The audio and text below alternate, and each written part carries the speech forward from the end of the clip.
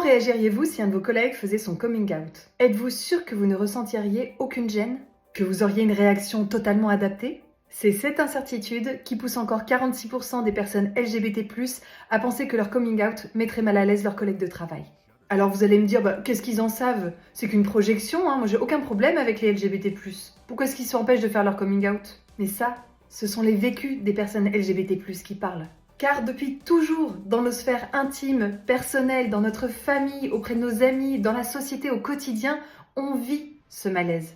Un coming out ne se fait pas une seule fois dans sa vie, il se fait parfois tous les jours, voire même plusieurs fois par jour. Et à chaque fois, toutes et tous peuvent en témoigner, la relation qu'on a avec notre interlocuteur ou notre interlocutrice change. La majorité du temps, tout se passe bien, et tant mieux. Mais on le ressent quand même à chaque fois ou presque, il y a un certain malaise qui s'installe. Ce n'est pas un rejet, c'est bien plus subtil que ça. C'est une forme de gêne. Parce que la personne qui reçoit ne s'y attendait pas. Parce qu'elle avait projeté autre chose chez vous. Parce que peut-être ce sujet la met très mal à l'aise parce que c'est de l'ordre de l'intime. Parce qu'elle veut bien faire mais qu'elle n'a pas les bons mots. Parce que tout un tas de stéréotypes ressurgissent à ce moment-là dans sa tête et qu'elle essaie de lutter contre ça. Parce qu'elle va revoir tous les moments partagés avec vous jusque-là et les regarder avec un autre biais.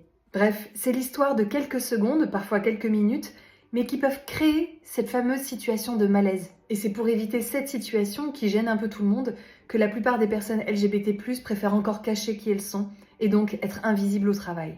Mais est-ce juste? Est-ce normal? Quand d'un côté vous avez des personnes LGBT+, qui auraient tellement envie de pouvoir partager ce qu'elles ont fait dans le week-end, avec qui elles l'ont partagé, avec qui est-ce qu'elles partagent leur vie, et que de l'autre côté vous avez des personnes non LGBT qui ont envie de bien faire mais qui sont très très mal à l'aise et qui souvent font mal dans les deux sens du terme.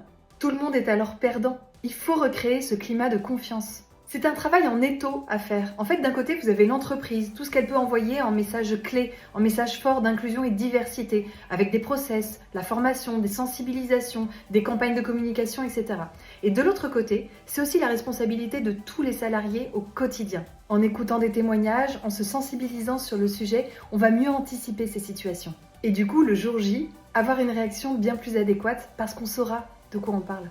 Chez Coming Up, nous avons plein d'outils que nous pouvons mettre en place avec vous pour créer un environnement de confiance, un environnement bien plus inclusif qui favorisera le coming out des personnes LGBT+, si elles le souhaitent évidemment. Et dire adieu à ces situations qui mettent mal à l'aise tout le monde. Coming Up, changeons ensemble le regard que nous avons sur la diversité.